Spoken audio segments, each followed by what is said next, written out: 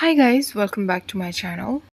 Last part में हमने देखा था वही कह रहा था ये लांग वांग जी जो भी है मैं इसकी लाइफ एकदम हेल बनाकर रख दूंगा। रास्ते में लैन चैन उससे बात करते हुए जा रहा था। लैन चैन उससे कहता है, वैसे तुम चाइना में रहते कहाँ हो, करते क्या हो, तुम्हारी फैमिली में कौन कौन है। वही पूछता है, तुम तो ऐसे कह रहे हो जैसे तुम्हें मेरी कोई परवाह है। शिचैन कहता है, बिल्कुल भी नहीं, मैं तो इसलिए ये सब पूछ रहा हूँ कि कहीं तुम कोई छुपे हुए स्पाई तो नहीं हो जो मेरा भाई का मर्डर करने के लिए आया हो। विंग कहता है, मैं पहले भी बता चुका हूँ कि मैं 18 साल का आज ही हुआ हूँ। मैं अपना बर्थडे सेलिब्रेट कर रहा था, मुझे क्या पता था कि मेरी 18वें बर्थडे पर मेरे साथ ये सब कुछ हो जाएगा। और मैं यही चाइना में ही रहता हूँ। कुछ सालों पहले मेरे पेरेंट्स एक्सीडेंट में मारे गए थे, तब से मैं अकेला ही रह रहा हूँ। कुछ घंटों बाद कार फाइनली रुकती है और उसके दरवाजे खुलते हैं। विंग बाहर निकलता है। चलते चलते अचानक वो किसी हार्ड चीज़ से टकरा जाता है। विंग को लग रहा था कि वो कोई वॉल होगी, पर नहीं, वो कोई वॉल नहीं थी, वो एक मैन था। स्लोली स्लोली विंग उसकी तरफ देखता है तो उसके सामने वही शैतान खड़ा था जिसने विंग को खरीद लिया था, यानी कि लांग वांग जी। उसकी आंखें ऐसा लग रहा था जैसे स्टील की बनी हुई हैं, डेमोनिक आंखें। और सबसे बुरा तो ये था कि वो बहुत ज़्यादा गुड लुकिंग था, डार्क स्लीक्ड हेयर के साथ। उसकी एक ब्यूटीफुल फ्लॉलेस स्किन थी। वो वियिंग की तरफ देखे ही जा रहा था अपनी उन्हीं डार्क और मर्डरस आंखों से। उसके एक्सप्रेशंस बिल्कुल भी नहीं बदल रहे थे। शिचान वियिंग का हाथ पकड़ता है और वो उसे लांग वांग जी से दूर ले जा रहा था, पर वांग जी की आंखें एक सेकंड के लिए भी वियिंग से नहीं हटी थी। शिचान वियिंग को एक वेयर हाउस में लेकर आता है, जहां वो उसे नीचे हॉलवे की तरफ ले जाता है। हॉल्स काफ़ी ज़्यादा बड़े थे। वियिंग पूछता है, हम जा कहाँ रहे हैं। शिचान कहता है, तुम्हें रेडी होना होगा। वियिंग पूछता है, किस लिए रेडी। शिचान उसे हॉल में नीचे की तरफ लाता है, जहाँ उनके साथ साथ दो आदमी और चल रहे थे। वो लोग एक रूम के बाहर आकर खड़े हो जाते हैं। रूम काफ़ी बड़ा था जिसमें अंधेरा हो रहा था। रूम में काफ़ी ज़्यादा मैन थे, उनके फेसेस बहुत स्कैरी लग रहे थे। कुछ स्मोकिंग कर रहे थे तो किसी ने बहुत ज़्यादा ड्रग्स लिए हुए थे। वहाँ कुछ लड़कियाँ भी थीं। लड़कियों के फेस पर डार्क मेकअप हो रखा था। विंग एक लड़की से पूछता है, तुम्हारा नाम क्या है। वो लड़की कहती है, मेरा नाम लूसी है, मैं कुछ दिन पहले ही यहाँ आई हूँ। और तुम। विंग कहता है, मैं बस अभी ही यहाँ आया हूँ। वैसे उसने तुम्हारे लिए कितना पे किया। तो वो लड़की कहती है, किसने, लांग वांग जी ने। उसने मुझे खरीदा नहीं है, वो किसी को भी नहीं खरीदता, मुझे तो बस यहाँ रख लिया गया था। हर किसी की नीलामी नहीं होती। क्या उसने तुम्हें खरीदा है। वियिंग हाँ में सिर हिला देता है। वियिंग हाँ में सिर हिला देता है। इससे पहले कि लूसी कुछ और कह पाती, डेविल वहाँ एंटर करता है, यानी कि लांग वांग जी। उसकी आंखें सिर्फ और सिर्फ वियिंग की तरफ थीं। हमेशा की तरह अभी भी उसका फेस कोल्ड दिख रहा था, पर कॉन्फिडेंट। सेंटर में जो सीट रखी हुई थी वो वहाँ जाकर बैठ जाता है। वियिंग को आज से पहले कभी भी इतना हेल्पलेस फील नहीं हुआ था जितना आज हो रहा था। तभी लांग वांग जी उससे सिर्फ दो शब्द कहता है, इधर आओ। वियिंग को अभी भी समझ नहीं आ रहा था कि आखिरकार उसे खरीदा क्यों गया था, वो भी इतने ज़्यादा अमाउंट में। वो वांग जी की तरफ अपने कदम तो बढ़ाने लगता है, पर वो उसकी आंखों में नहीं देख पा रहा था। आखिरकार वांग जी अपनी डीप वॉइस में कहता है, मेरी तरफ देखो। वियिंग जैसे ही उसकी आंखों में देखता है, उसकी आंखें गॉर्जियस, सेक्सी और एकदम किलर आइज लग रही थी। उसको देखकर लग रहा था कि वो एक ब्यूटीफुल मर्डरर है। वो वियिंग को अपनी गोद में बैठने का इशारा करता है। वियिंग पहले तो नहीं आता, पर वांग जी अचानक से गन उठाकर वियिंग की तरफ निशाना तो नहीं करता, बल्कि उस लड़की लूसी की तरफ निशाना साध देता है, जो वियिंग से कुछ देर पहले ही बात कर रही थी। वियिंग को समझ नहीं आता कि उसने ऐसा क्यों किया। तभी वांग जी कहता है, लगता है तुमने यहाँ आकर दोस्ती करना भी शुरू कर दिया है। क्या तुम चाहते हो कि तुम्हारी ये कीमती दोस्त मारी जाए। अगर नहीं तो अभी की अभी वैसा ही करो जैसा मैंने किया। लूसी बहुत घबरा रही थी। वियिंग को खुद नहीं पता था कि आखिरकार क्यों, पर एक स्ट्रेंजर के लिए वो ये करने के लिए भी तैयार हो जाता है। वो सीधा जाकर वांग जी की गोद में बैठ जाता है। वांग जी की बॉडी काफ़ी ज़्यादा हॉट थी। दोनों के फेसेस बहुत क्लोज थे। बहुत ही ज़्यादा क्लोज। वांग जी उससे कहता है, अब मैं देखना चाहूँगा कि तुम मेरे लिए क्या क्या कर सकते हो। वीइंग को पता था कि वांग जी उससे क्या करवाना चाह रहा है, पर वीइंग बिल्कुल भी ये वो सब नहीं करना चाहता था, बल्कि वो गुस्से भरी नज़रों से वांग जी की तरफ देखने लगता है। वांग जी उससे कहता है, मैं अपने शब्दों को दूसरी बार रिपीट नहीं करता। वो निशाना फिर से उसी लड़की लूसी पर साथ देता है। वीइंग को अंदर ही अंदर लग रहा था, नहीं, वो उस लड़की को जान से नहीं मारेगा, इसलिए वो फिर से कोई रिस्पॉन्स नहीं देता। पर तभी एक शूट की आवाज़ होती है और वो इनोसेंट लड़की ज़मीन पर पड़ी हुई थी। वीइंग को अपनी आंखों पर विश्वास नहीं हो रहा था कि वांग जी ने ऐसे ही एक इनोसेंट लड़की का मर्डर कर दिया। वांग जी अपने लोगों से कहता है, इसकी बॉडी को यहाँ से ले जाओ। वीइंग अब और बर्दाश्त नहीं कर सकता था। उसकी आंखों से आंसू बह रहे थे। उसे ऐसा लग रहा था कि वो किसी के पिंजरे में एक चूहे की तरह फंस चुका है। वो तभी खड़ा होता है और वांग जी को पुश करते हुए कहता है, तुमने उसे जान से मार दिया। ऐसा उसने एक बहुत ही लाउड वॉइस में कहा था। वांग जी उससे कहता है, हाँ, और ये मैं फिर से भी कर सकता हूँ। वीइंग कहता है, तुम एक मॉन्स्टर हो। वांग जी के फेस पर अब एक क्रूल स्माइल आ जाती है। वो वीइंग से कहता है, तुमने अभी तक कुछ देखा ही कहाँ है। ऐसा कहकर वांग जी वहाँ से उठकर चला जाता है और वो सीधा लैन शिचैन के पास आता है। उन दोनों में आपस में बहुत प्यार था, दोनों भाई से भी बढ़कर थे। शिचैन को वांग जी के फेस पर एक शिकंज दिख रही थी। शिचैन उससे पूछता है, क्या हुआ। वांग जी कहता है, उस लड़के से तुम्हारी दोस्ती हो गई है ना ब्रदर, वही लड़का जिसको मैंने नीलामी में खरीदा था। शिचैन कहता है, क्या तुम वीइंग की बात कर रहे हो। वांग जी कहता है, हाँ, वो मीटिंग रूम में है, जाकर उसका ख्याल रखो, उसने अभी कुछ ऐसा देखा जो उसे नहीं देखना चाहिए था। शिचैन कहता है, क्या हुआ। वांग जी कहता है, मैंने जैसा कहा है आप वैसा करो प्लीज़।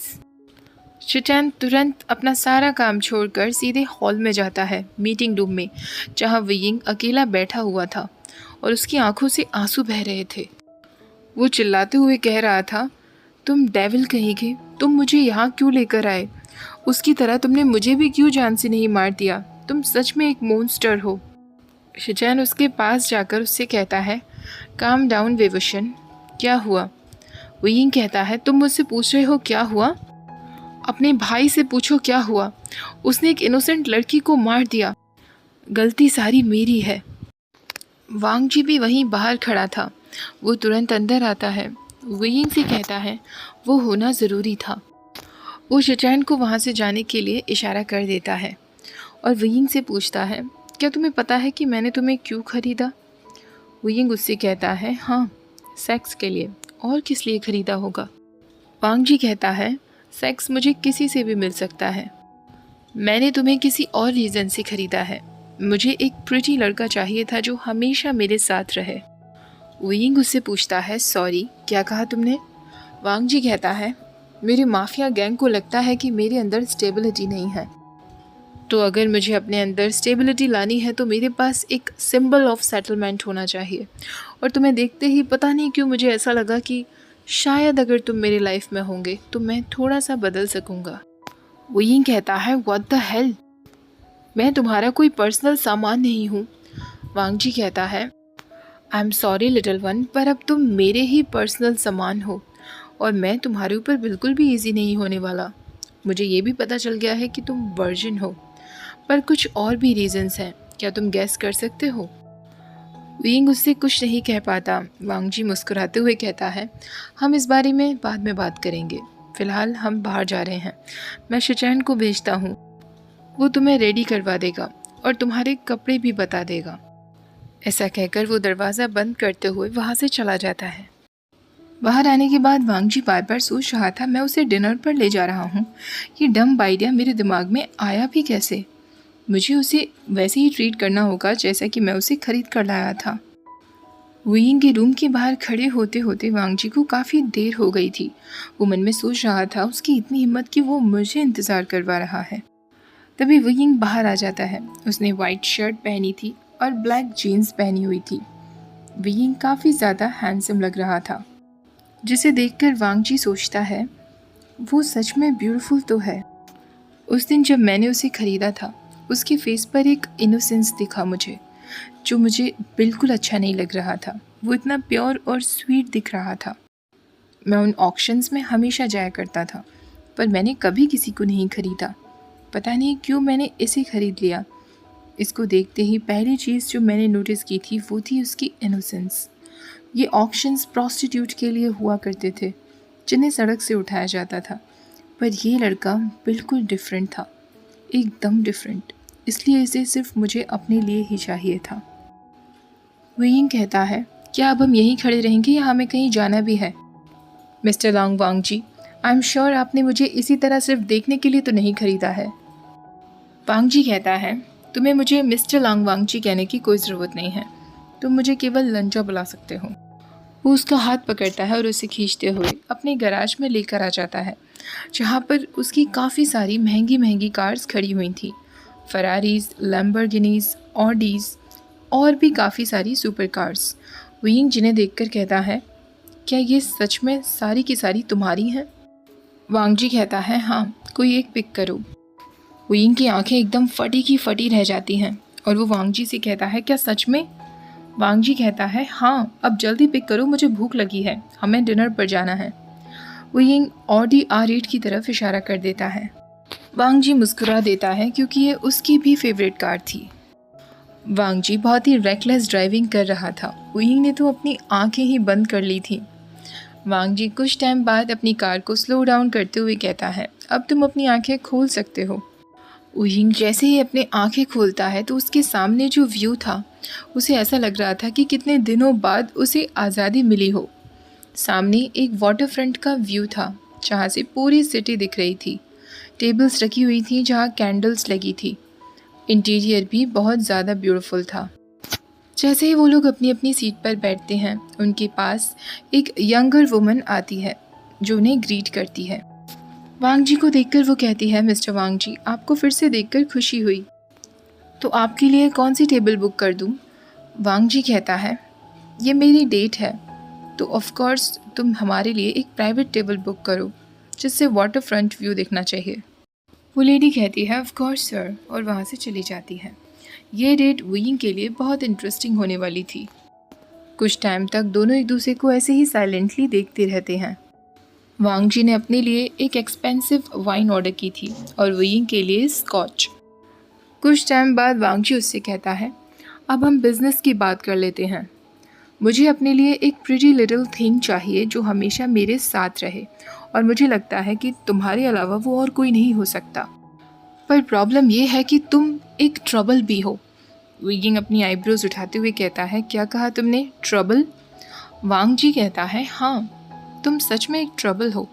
मेरे पास एक पूरा माफिया गैंग है जिसका मुझे ख्याल रखना है, इसलिए मुझे अपने आसपास एक बच्चा नहीं चाहिए जो मुझे डिस्टर्ब करता रहे।